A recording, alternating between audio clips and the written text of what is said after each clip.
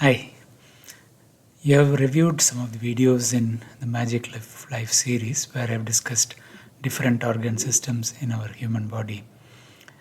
I called it the magic of life because it's really magical the way all the systems work together, how they are designed, and it's really amazing. In this quick video, we'll be discussing the excretory system.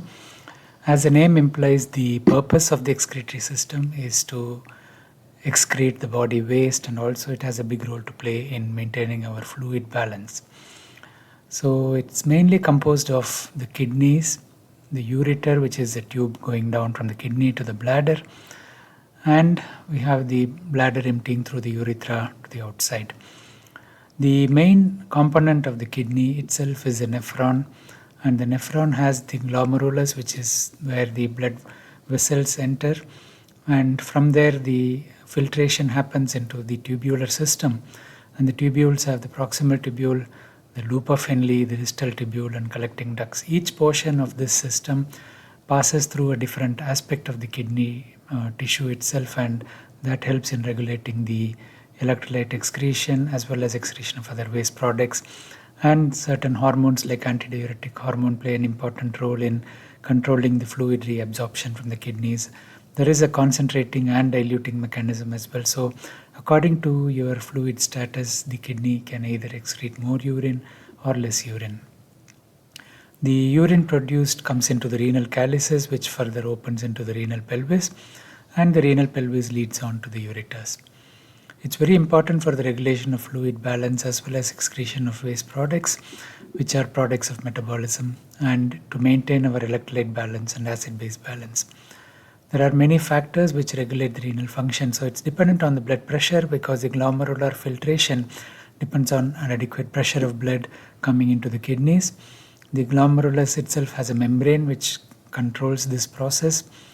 The blood flow away from the glomerulus is the system which also regulates the back pressure, and the renin, angiotensin, aldosterone axis plays an important role as well. So it's complex. The function is regulated in different ways. The kidney also has an endocrine function, producing erythropoietin, which stimulates your red blood cell production, and also in the activated form of vitamin D, which is a 125 form. So this is a diagrammatic representation of what we discussed. So we have the bean-shaped kidneys on both sides in the loin region. That's why sports injuries to the back can affect the kidneys, and you may have blood-stained urine. You have the renal blood vessels coming from the renal arteries, and the veins connect to the inferior vena cava. We have the ureters, which are tubes leading from the pelvis and the kidney to the bladder, which is a collecting system. The bladder has a very sensitive neurologic innervation, and the bladder control is through the sphincter and through the internal sphincter, and we have an external sphincter. The urethra is short in females and it is longer in males. The sphincter control matures as the child gets older. That's why the toilet training phase of 1 to 2 years is the right time. And antenatal renal pelvic dilatation is often seen because of progesterone causing a relaxing effect on the pelvic calyceal muscular system. So there is dilatation which often resolves after birth. However, if it is significant, if there is any block in the urethral system, or we have ureterocele, for example, at the junction of the ureter and the bladder, or there is anatomical defects, we may have hydronephrosis, which may need subsequent monitoring and treatment.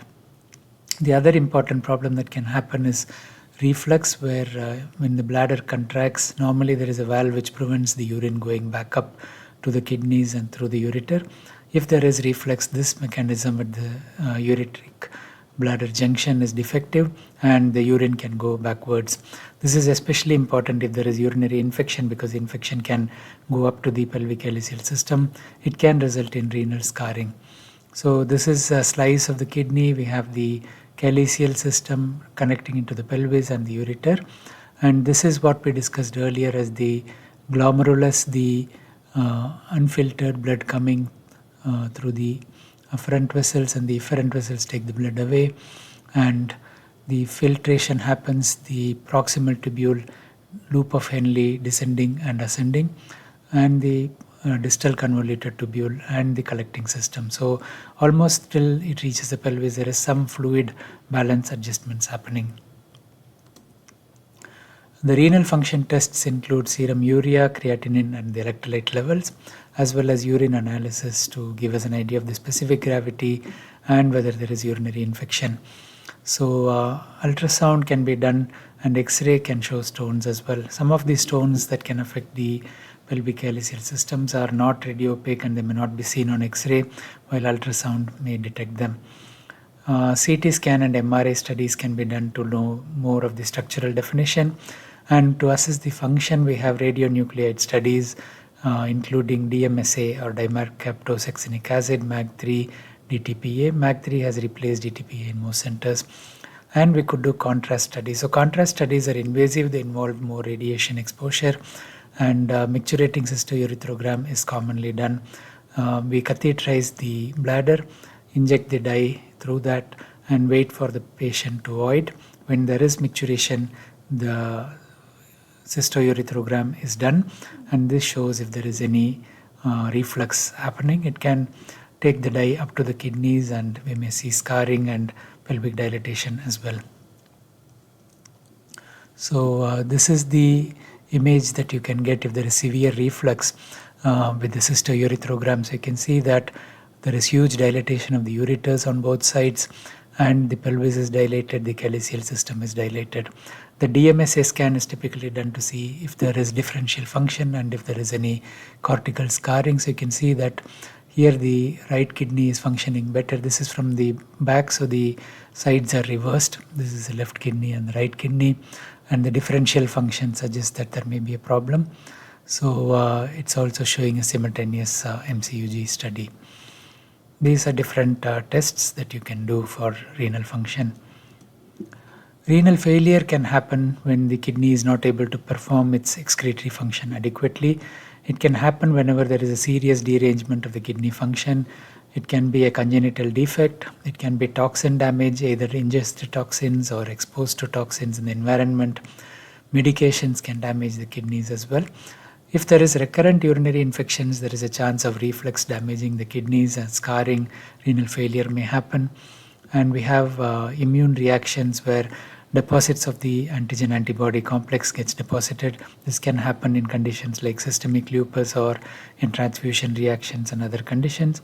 Hypotension causes damage to the blood supply to the kidney, and so there is renal infarction. If there is obstruction to the renal blood supply, you predominantly present with hypertension. In the chronic stages, you may get renal disease. When renal failure happens, we have accumulation of the toxins as well as difficulty in excreting the fluid balance, which results in electrolytes like potassium increasing in the blood. Potassium has a very important role in cardiac functions. If there is very high potassium, you may have important rhythm disturbance, which can lead to death as well. So hyperkalemia in renal failure is life-threatening. Fluid overload can cause heart failure in kidney failure, and that's life-threatening as well. So we need measures if the kidney doesn't get to function on its own. We need measures like dialysis to help the kidney to function. So we have plasma dialysis, peritoneal dialysis, which can be done in older kids as well. And finally, if the kidney disease is not recoverable, we go for renal transplantation. And renal transplantation is not a joke, because you need a proper donor, you need the size of the kidney to be appropriate. The reason a living donor can give the kidney is because one kidney is enough for us to function. So if you do have a single kidney by birth, you don't need to panic, because the other kidney will compensate. The same way, if you are donating your kidney, all that you need to do is make sure you're not taking toxins or anything which can damage your other kidney. Extra caution is needed, but otherwise everything would be okay with that. So we will be discussing the endocrine system next, and I hope this is useful. Thank you.